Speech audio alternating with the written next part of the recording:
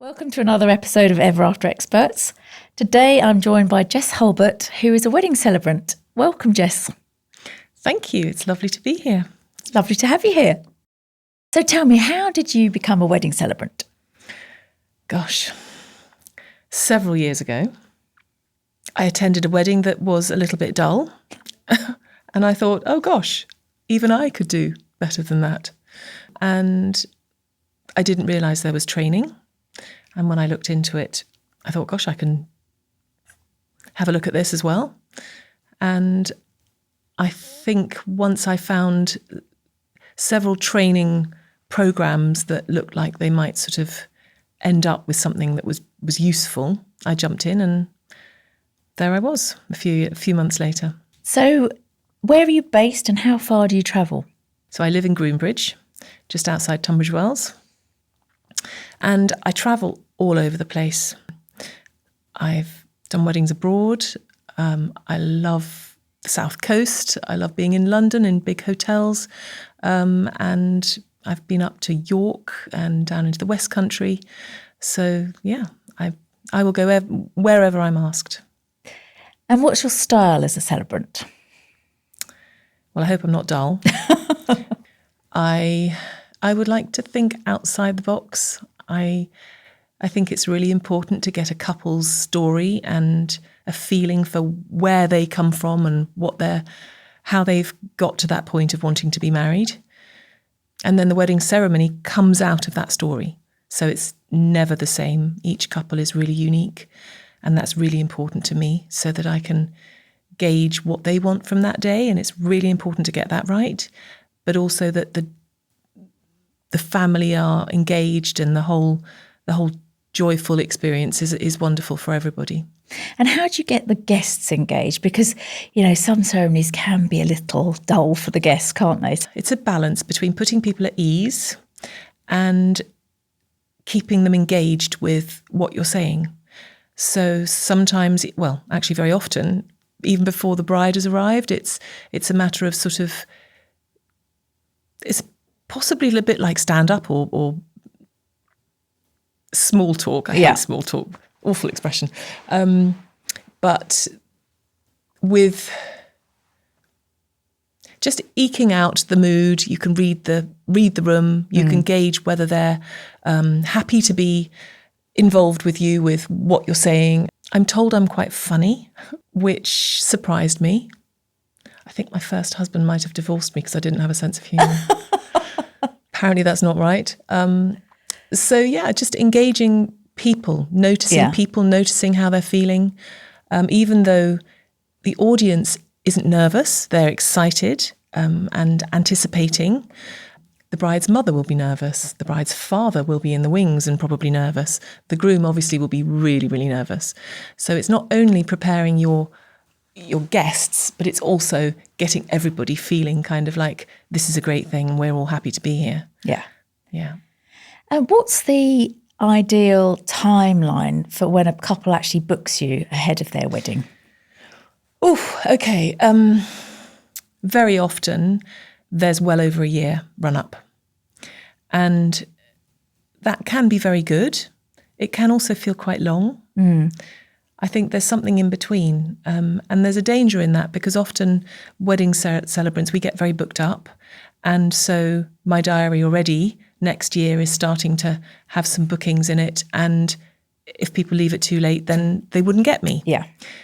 In an ideal world, I'd love about 6 months because then you've got enough time to get to know the couple. You've got enough time to plan what, to get an idea of what they want. And write the ceremony and at the same time maybe put everything to bed and be, not thinking about it for at least a month before the wedding so that they can come at it fresh and with kind of new excitement. So do you always meet them before the ceremony? Oh, absolutely. Yeah. Several times. Right. Oh, right. Okay. I don't know how other celebrants do it. One couple I probably met 6 times. Really? So you really get to know them then? I get to know them. I make it my mission to get to know them. I feel like it's really important. I'm standing in front of their family and their friends, the closest people to them. And if I can't speak with knowledge about who this couple is. So, I mean, that's fairly extreme. Some couples I will only meet, once or twice, but mostly more than twice. Oh, wow. Yeah. So how can you personalise the ceremony to each couple? That's a good question as well. Every single ceremony is completely unique, and it has to be because that couple are unique, and there's only one of that couple. So the ceremony needs to reflect those people. So whether it's background, whether it's sort of slightly more serious sort of notes, maybe some religion, maybe some prayer, maybe some blessings, maybe it's a bit more sort of sacrilegious than that, and they want something like something funny, like a funny reading, or you can put in all sorts of little elements into the ceremony that they're actually quite run of the mill now. They're much more common than people think. But you can have a lovely hand fasting, and I've seen that, and yes. the couple, quite often I get engaged with sort of helping them to perhaps make their own hand fasting cords. And that's a whole session of talking what that would be like, and the symbolism that can go into those little ceremonies. Because if you have a knotted or a plaited cord, that might have 4 or 5 different strings to it, and each one of those could be symbolising a different element of their lives, of their family, of their history. So it's very important to talk about all of the things that are important to that couple, or to the individuals in that couple, because very often they'll have different different places that they're coming from. Because there are various things that you can incorporate, aren't there, into the ceremony. I've seen one with sand, where they blend sand. It's called a sand ceremony. Right. And that can be really beautiful. I did one last year where the couple getting married, each had a child from a previous marriage, and the other had 2 children from previous marriage. And so there were different coloured sands for each person, one each for the bride and groom, one each for the 3 children involved, and they each poured their coloured sand into a vessel, effectively. So you get different coloured layers, and then that's something that the couple can keep to remind them of the melding of that family from all of the different places they've come from into one place. That's really lovely, isn't it? Well, it's particularly important, I think, when couples have got history like that, and they're marrying with that baggage, yes, that history, and those histories are in the form of living, amazing, beautiful young children who aren't going to be ever the same again since those 2 people marry. So then they'll be children of that family, but in a different unit. Yeah. And that really needs acknowledging, and I think it's a really important thing to get them engaged in that. And what is the difference between a celebrant and a registrar? A registrar does all the official things to marry a couple legally. I have great respect for registrars. I think they do an amazing job. But they are constrained by the legality of what they do. We've been told, I'm in various groups, celebrant groups, that there's a white paper in motion, and it should come out at some point soon, that will make it legal for a celebrant like me to be able to legally marry a couple. Right. That hasn't happened yet. So at the moment, any couple getting married has to do both. They have to be legally married by a registrar, and then they also can then have a lovely ceremony done by somebody like me, which is then everything they want.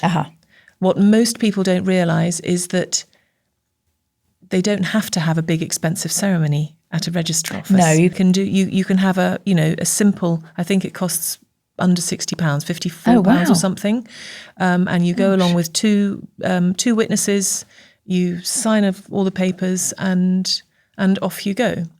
More and more common, and actually some weddings that I've done recently, a registrar has come to to the wedding, and I do the wedding ceremony, and then the couple go off, and they it has to be a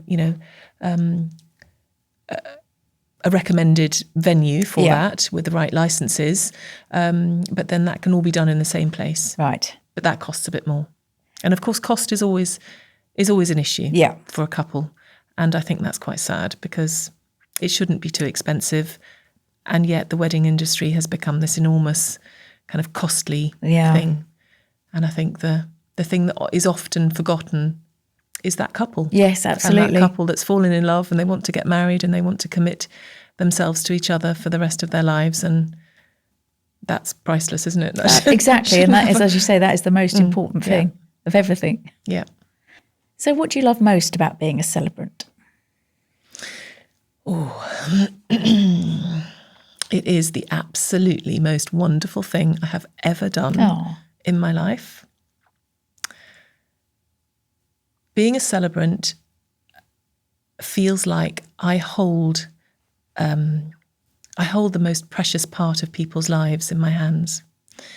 And it's a huge privilege, and I don't take it for granted because actually it's quite serious too.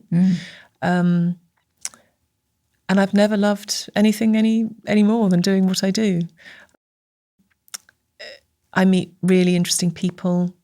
I get to use a skill that I never actually knew I had, but I apparently do. And that's communicating with the friends and family of a couple who have told me all about their passions and their life together and what it means.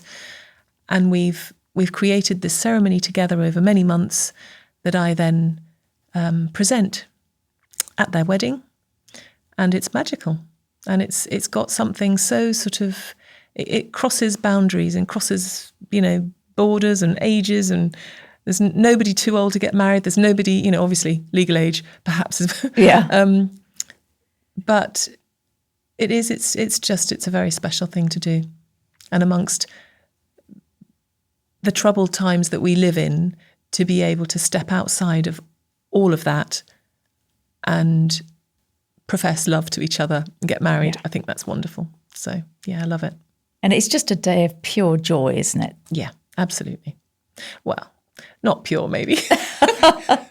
The nerves, the worries, the tears, the stains on the dresses, or somebody's forgotten the rings, or the dramas. Of course, there are dramas. There's always dramas, isn't there? But if you play those right and you lighten them in that moment, they can be also very, very funny. So, So how do you calm couples' nerves, if they're really anxious about speaking in public on the day? Okay. Do you give them any assistance beforehand? Or? Yeah, definitely. I've worked with fathers of the bride where they've said, absolutely no, I can't give a speech. I'm not doing that. And they didn't know what to say, that kind of thing. And sort of coached them through, this is, let's have a think about what you want to say, and then talking about how they're going to present themselves on the day. I've worked, before the ceremony, it's quite important to maybe have a moment with the groom and his groomsmen and the bride and her bridesmaids. I sort of call them powwows, little moments. It's very different for all the groups, but some groups, standing around holding hands and maybe going around the circle, each of them saying how they feel, maybe singing a little song together, maybe making them laugh, doing something silly. I've done things with very young bridesmaids just to get their energy out, kind of run around the circle and back to your place, that kind of thing. I think many years ago when I ran the Cubs, I was thinking of remembering the games I used to do with the little boys. Yeah, it's really important to be able to calm people's nerves. And it's also really important to help people remember why they're there and be able to step into a moment of quiet and tranquility that help them see that they can block out. There may be 150 people in front of them, but they're there because of the two of them. Yes. And there are mechanisms for that, I suppose. I've learned through the many ceremonies I've done that it's very natural for me, but it's not for them. And so sometimes it's important for me to either take them aside and have, I'll be whispering to them, just take a moment, or have, come and have a sip of water, and just slow it all down. Because people, very often you race through the ceremony and then at the end of it you go, oof, that was fast. And it's fine to have a piece of silence, a moment of silence. Yeah. Absolutely. Because if I compare a civil ceremony to what you do, a civil ceremony generally is between 12 and 15 minutes. And how long are yours on average? Well, I wouldn't suggest a wedding to be more than an hour. Right. I think nobody wants to sit there for longer than that. And they've all come from a distance, and, you want to get to having a nice time and a drink, perhaps. I think 40 minutes is quite a magical time. Yeah. 35 is fine. I would think that 20 minutes is perhaps too short. Yeah. You'd feel a bit sort of... But again, if the couple just want a quick wedding, that's fine. And that's, it's not for me to say what they should have. Yeah. It's for me to hear what a couple want and to interpret that into the ceremony that they want. So once they've decided to choose you, what is the process of the planning of the ceremony? Okay, so again, it's very different with every couple. Some couples are from far away, and I have Zoom calls with them from other countries. Then we meet in the same country, or often it's a phone call and then a Zoom call or a Teams. So just to get faces and see how we feel. And then we meet in person, and wherever they are, I'll go and find them. We'll go and meet somewhere in a pub or in their house. And then it's that point onwards that the contract, if you like, is started. Yeah. So they choose me, they've said yes, I've said I'm available, and then we take it from there. And then how long does it take you to actually write the ceremony? Oh, how long is a piece of string? Some are much faster than others. Right. And some I really have to delve deep and get the information. I'm doing my son's wedding at the end of end of next month, which is very confronting. And my future daughter-in-law's father is a retired Church of England vicar. Oh, wow. And we are doing it together, which gosh, I'm absolutely thrilled about. But that's not without some challenges. Yeah. And I've given them all of the normal information, and it's not coming back to me. So I can't write the script, and it's only a month away, but we'll get there. Yeah. We'll get there. So do you send the couple like a fact-finding sheet or something like that? So usually after we've met and decided to carry on going, there's usually a contract that's signed. There's usually a small amount of money is handed over to kind of hold my date for that following year or whenever it is. And then I send them things like a love questionnaire, which is hopefully they can fill out without talking to each other. So how do they meet? What did they like in their person the first time they saw them? When did they know they fell in love? What's the favourite thing about them that just makes them melt? Or what do they find the most infuriating about them? What's one of their worst habits? Those sort of things, so that I can eke out details that I can use later to perhaps put a little funny line into a script. Some people's foibles are unmentionable, but some are quite amusing. Yeah. And then I'll get those together and usually write some. It's not really a love story, but it has love story connotations. It's it's the couple's story of how they came to be where they are now at this moment, getting married together. And again, each couple's very different. So my process is quite different. Right. I've got one couple I'm writing for at the moment, and I've been sitting on the fence with their ceremony. And if they were to watch this now, they might say, "Come on, Jess, get on with it, because it's been a while." I'm going, I'm nearly there, because I've got to get to that point of writing is a creative process, and I've got to be in the right place, what am I trying to think of? Headspace, I suppose. It's the right headspace, the right time.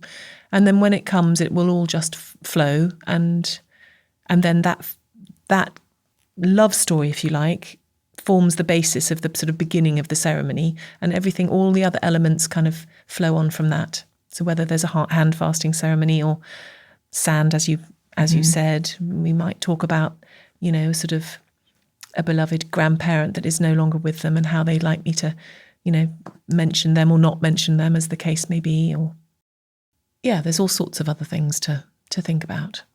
And do you still, with your ceremonies, would other members of the family still come up and do readings? Oh, absolutely. Yeah.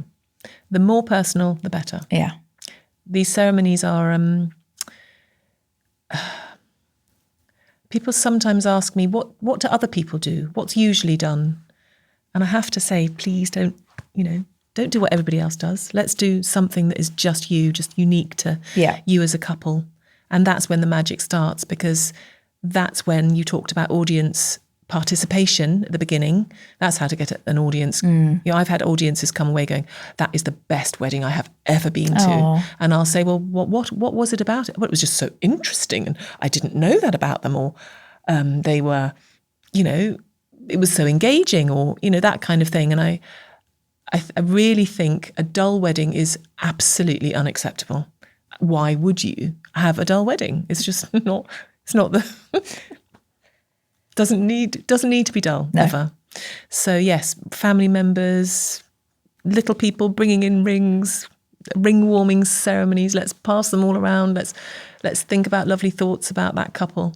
It's a moment for the couple in front of you to have everybody who means something to them, giving them all the love in the world, which will set them up in their marriage going forward, which I just think is, again, one of those possibly a little bit kooky kind of ways of speaking. I'm a little bit alternative that way. But I seriously believe in that sort of, there is a power in the entire room sending out the vibe of love to that couple, and that being received by that couple. That's like a little golden nugget of love in their hearts that will just go on shining throughout their marriage. And it's those sort of things that you can't really quantify with words. No. So a podcast like this is so lovely talking about it. You can see how excited I get about weddings. But you can't really do it justice, because the day is just so much more. I love what you've just said. That's one of the nicest things I've ever heard said about a wedding. That's absolutely lovely. And obviously I've seen hundreds and hundreds of weddings, and I totally agree with what you're saying. That feeling of, when that couple get married and all that love in the room, it's just amazing, isn't it? And I think there's also a place for, very stereotypically, the mother of the bride having a cry, or the father sort of getting emotional when he hands her over to his new son-in-law, her over to his new son-in-law. But those emotions are really real, and they are the bedrock of our human society. And so that's, again, when you ask me what's your favourite thing about being a celebrant, that's my favourite thing about being a celebrant. I actually think that as human interaction goes on in evolution, it's more and more necessary for us to acknowledge the real moments in life. The births, the marriages, the deaths, and everything in between, and everything that warrants a celebration or a ceremony should be marked with a beautiful moment. And that's why, we give people flowers, we give people presents, we invite people around for dinner. All of those things are very sort of, we take them for granted, and we do them daily. Perhaps we don't do them as much as we should, but human beings need acknowledgement. And on that day, that couple can demand all of that attention from everybody. But that also has to last them sort of for the rest of their lives. And I feel like my responsibility as a celebrant as well is to remind that audience that their task as witnesses to this marriage is also to remember this stuff. So when that couple maybe goes through a difficult time, that they'll be there as their friends and their supporters, and that goes back, in way back in pagan ceremonies as well as religious ceremonies, that couples need to know that when things aren't kind of quite so easy, that the people that are closest to them will step up and support them. Yeah. And life is hard, isn't it? So that day should be joyful. Let's hope it always is. Yeah. But let's also be realistic that life can be rather difficult, and that's okay. Yeah. What's one of the most memorable ceremonies that you've ever conducted? I absolutely honestly can't single one out, because I think I get so involved with all of them. I leave a little piece of me with all of those couples. I had one a couple of years ago, maybe 3 years ago now, where the couple, at the end of the ceremony, we were just doing some photographs and she was having a cup of tea, and their gorgeous dog came in, and we had talked about how this dog could be involved with the ceremony, and they decided he was too bouncy. He was some sort of Vizsla, beautiful dog. But they had some lovely photographs with the dog afterwards, and one of their friends was in charge, and it was a really gorgeous moment. And I then joined them for some photographs with them, and said that I was going to leave in a minute. And she burst out crying. Oh. And I hugged her and I said, "Oh, don't cry. It's such a lovely, we're having such a beautiful day." And she said, "Yes, it's the best day of my life." And in her review, in her sort of, when they wrote something really lovely for me, she said, "Everyone needs a Jess in their lives." And it could make me cry now, because it really is when I get involved with a couple and I say yes to marrying them, it is really, really special for me, and I take it very seriously. And I would go as far as saying if I didn't feel that kind of that gel or that click with them, then it maybe isn't, not everybody is for everybody. Yeah. It's never happened, but might be a time. And so I do get really involved, and I do really, really care. I think the downside of that is that in the last possibly 5 years since I've been busiest, my family don't see me very much. And so I have to be really disciplined to have my wedding families and my real family, and make sure everybody gets enough of me, because otherwise I'm not. Yeah. Yes. But it's So I can't remember what the question was, Carol. Sorry. Memorable, Memorable weddings. Okay. Yes, there was a gorgeous moment when a 2-year-old was supposed to bring the wedding rings up the aisle. That's brave. It was very brave when I heard how little she was, and she just wasn't having any of it. And I think she sat down in the floor. Yeah. And it was a beautiful moment. I think the photographs were beautiful. Oh. And she sat there and she wouldn't play ball. So I think Grandad picked her up and brought the rings along. I think whenever there are other children involved, either as bridesmaids or children of the couple who are getting married, and that happens quite a lot actually. A couple have been together and they have children, and then they finally decide, and it's mummy and daddy are getting married, and that can be so beautiful because those kids just are so invested in it. They want their parents to be together. Yeah.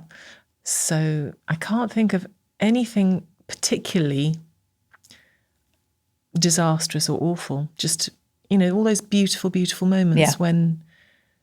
As you say, they're all memorable, aren't they? They're all memorable. And I love that moment when, you've asked everybody to stand up to receive, Mr. and Mrs. or the bride and groom or whatever you're calling them, because that's, by the way, up to them as well. Yeah. Mrs. and Mrs. Mr. and Mrs. Whatever the combinations are, that they are cheered and off they go. And I just can stand there going, yeah, that was good.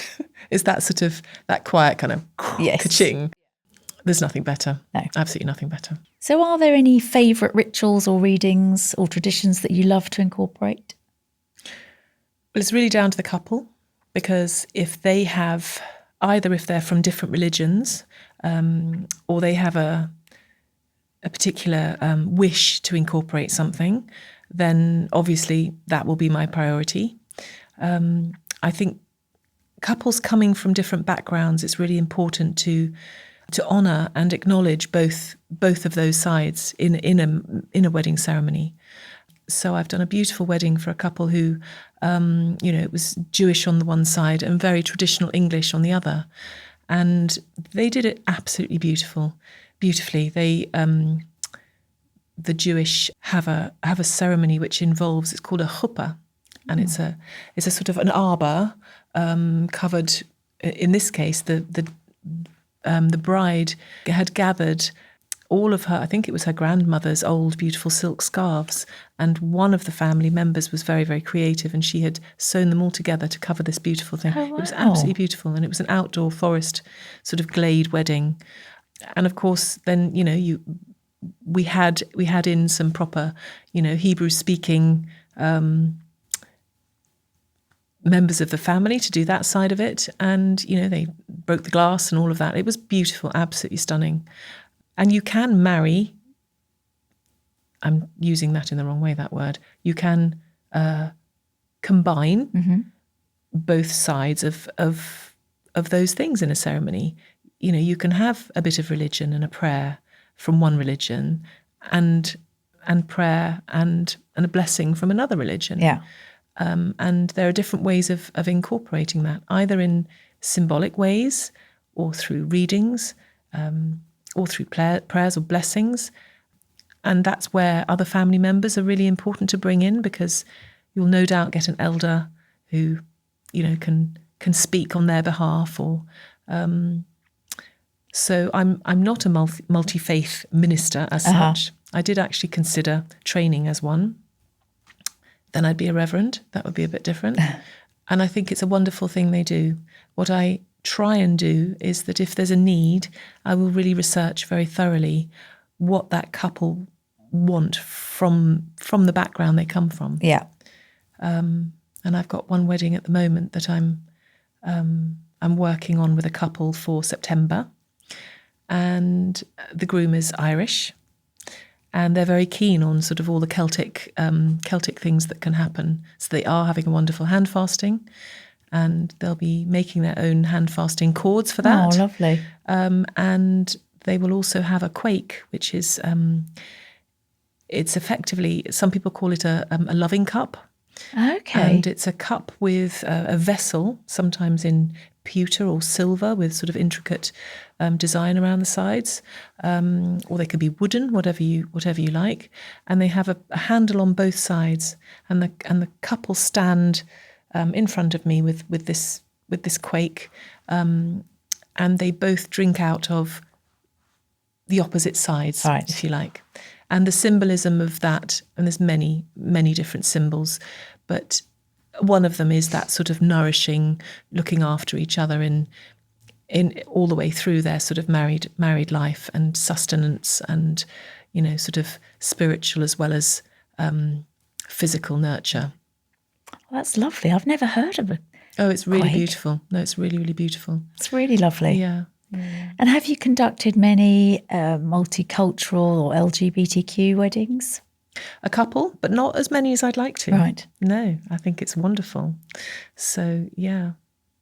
I always have to make sure that when I'm in front of an LGBTQ couple that I get to know them as well as I can, because they're all so different, and just like any other person is different, we need to respect each other's differences. And I'm the first to say that I'm not terribly good at being PC, so I slip up on how I say things and what I say sometimes, and sorry, that's just who I am.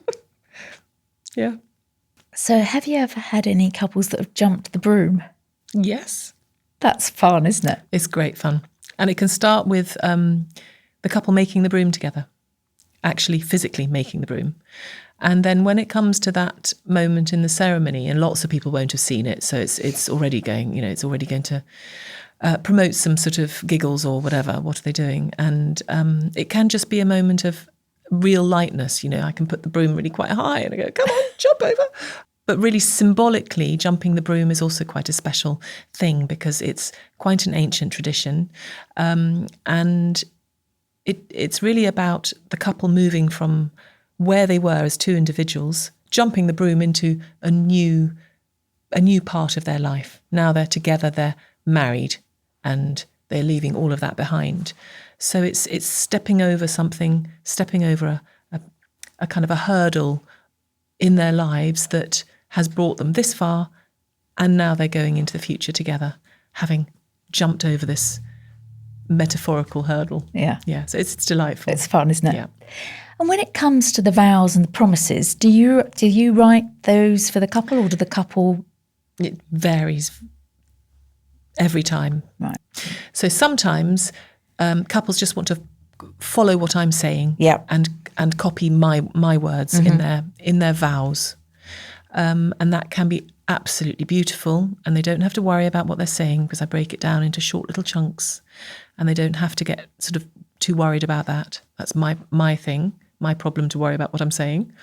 But the other side of that can be some really personalised promises that the couple make to each other. Yeah. And often I will work with both the couple individually to help them come up with those, whatever they want to say.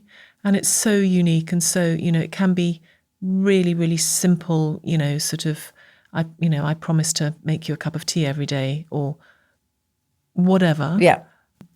But invariably, that's when both those two will be standing in front of each other in floods of tears, because they know them. They know, they know their person, and it's a really, really special moment in the ceremony.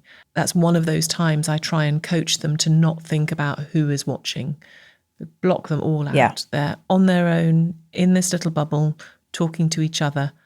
And if they are microphoned, I sometimes take those microphones off, because I just don't think anybody else needs to be in that space. Yeah.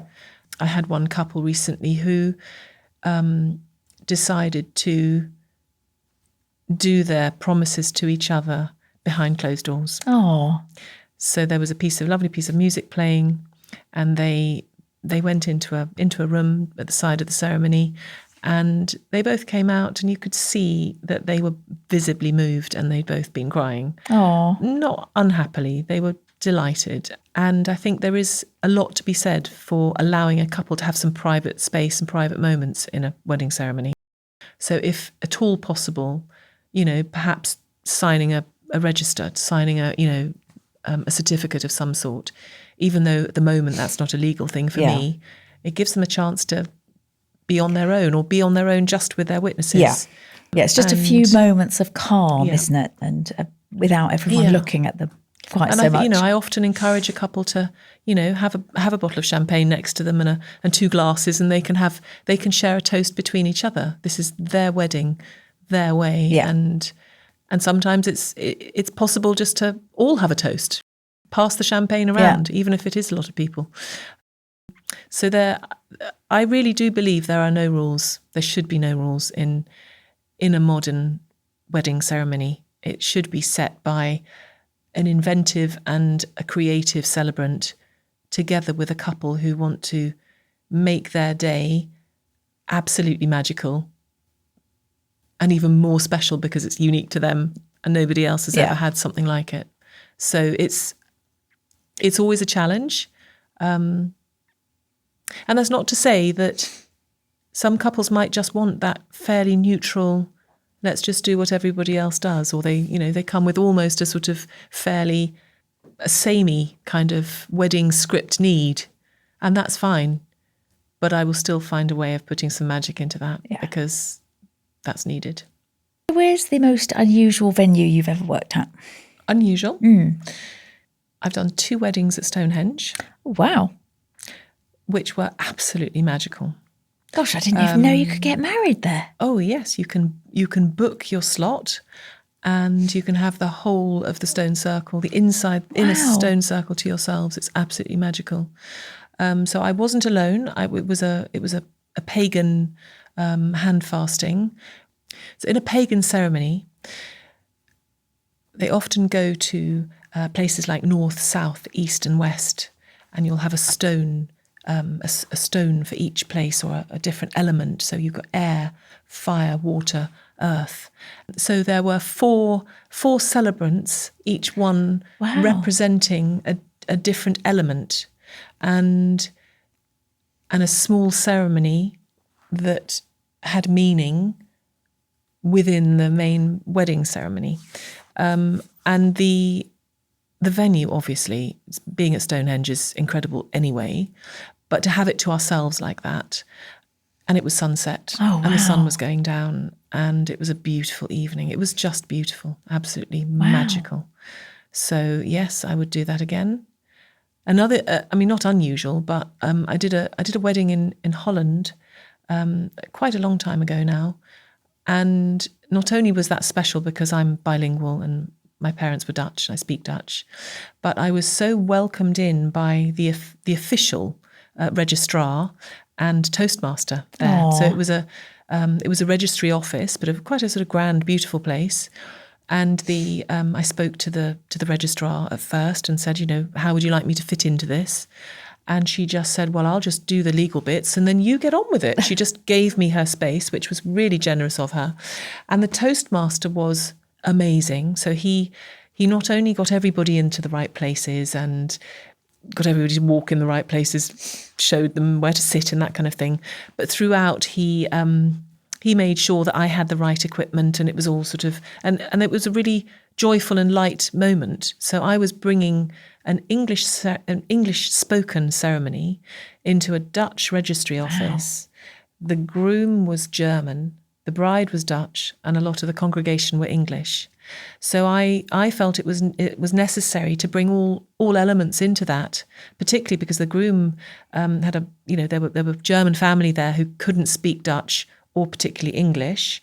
So I translated some of the ceremony into German, Dutch and English. Wow. And they were an older couple, sort of mature couple, say, and they had daughters, both of them from previous marriages.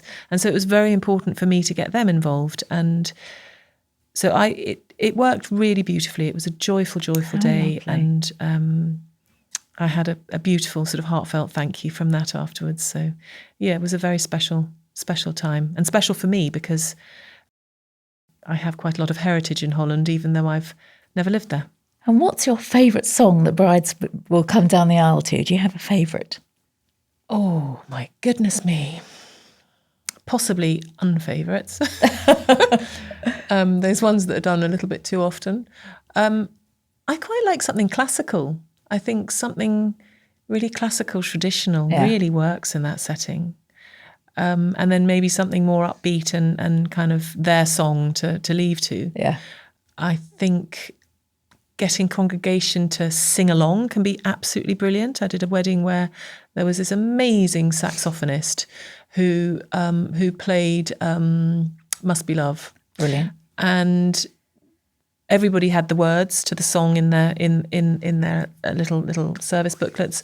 And it was fabulous because you get an enthusiasm at a wedding that you don't really get anywhere else. Yeah. So, yeah, I can't think of my favourite.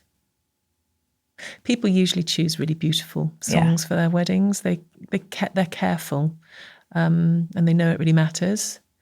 So, yeah. Well, thank you so much for coming in to talk to me today. It's been really, really lovely to chat to you. Absolute pleasure. It's been, as you can tell, I'm rather passionate about weddings and it all comes flowing out. But thank you very much for having me. Oh, you're It's welcome. been wonderful. You're welcome.